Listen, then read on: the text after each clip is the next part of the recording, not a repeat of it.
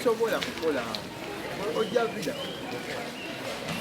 tekusobola kukola bunsali njagala y'amafuta mugamo mutobo gw'amafuta gross pay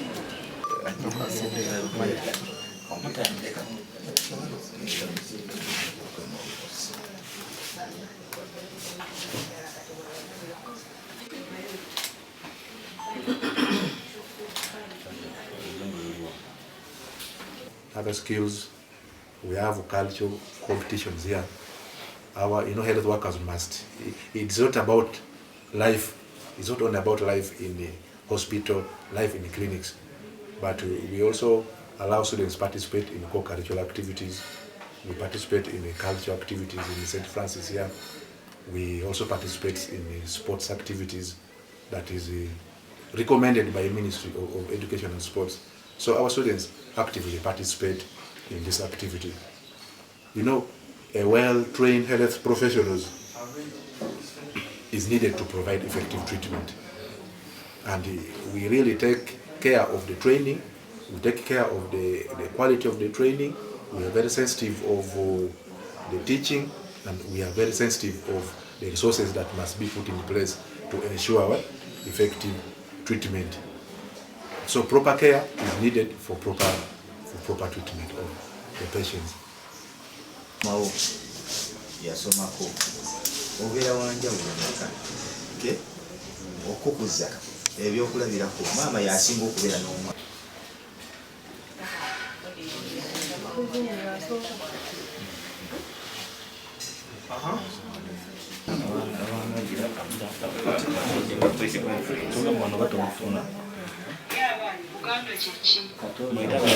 We are going to charm approximately 390 graduates that have been properly prepared and are ready to go and work and serve humanity.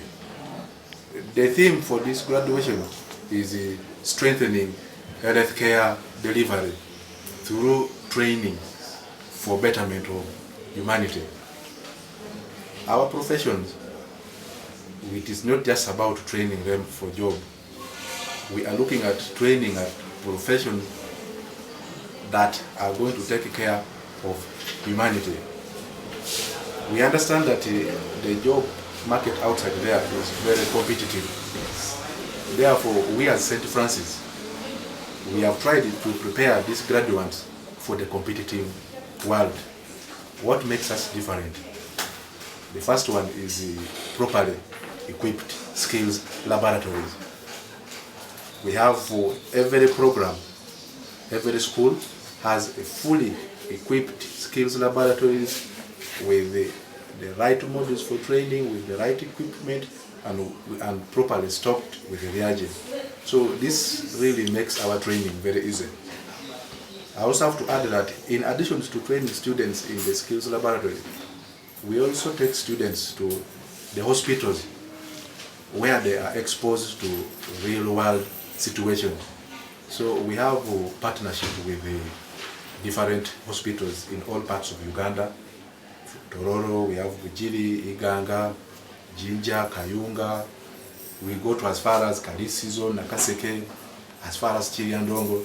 So these hospitals give us a very big niche and very good opportunity where students have hands-on skills. So the students are dealing with real patients.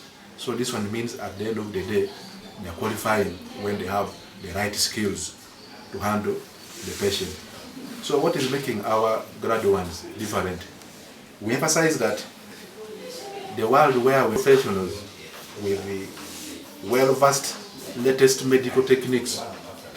So the students we are passing, they know the latest medical techniques. This helps them to use the available technology to assess, to diagnose, and treat the patient. So we really put a lot of emphasis in the world. The trend in the world is changing. Digital has become the order of the day. You must be aware that the AI has become trend of today's world. So likewise, we at St. Francis, we have also embraced technology. So the students that we prepare, we ensure that our professionals are well versed with latest technology in the world of medicine, so that when they are practicing, they are able to use the latest technology and diagnose the patients and treat them well. Also, what I wanted to bring out is the Reverend Father, Professor Chrysostom Mavili. So our graduation is going to start at 10 a.m. with the Mass, Holy Mass, yes. with Holy Mass, with Holy Sacrifice of Mass, and we expect all graduates to take their seat. By 9? By 8. By 8 a.m. they must have taken their seat. In this graduation, we said earlier that we are churning a total of 390 graduates. Of the 390, 152 are males and 238 are females. You can see how the affirmative action of bringing the girl child has worked. Actually, in all graduations that we have been holding in St. Francis, females are now graduating in large numbers compared to males.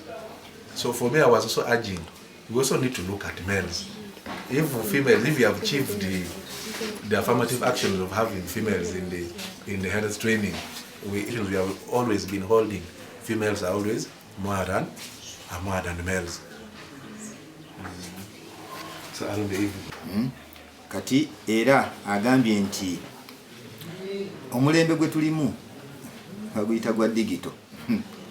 Era abaana bonna bano be traininga equipments ebintu ebikozesebwa ennaku zino biri high tech science ow'ekika ekyawaggulu owa digital, era n'obwo obukugu obwa digital babufuna wano nga bazze mu training, bagenda okuvaawo nga buli kyetaagisa ekya tekinologiya basobodde okukifuna. Ina empisa era wano tuteeka nnyo essira okuba nti abaana babeera n'eddiini era babeera n'okutya Katonda, era nga bakulembeza nnyo Katonda mu gye bakola.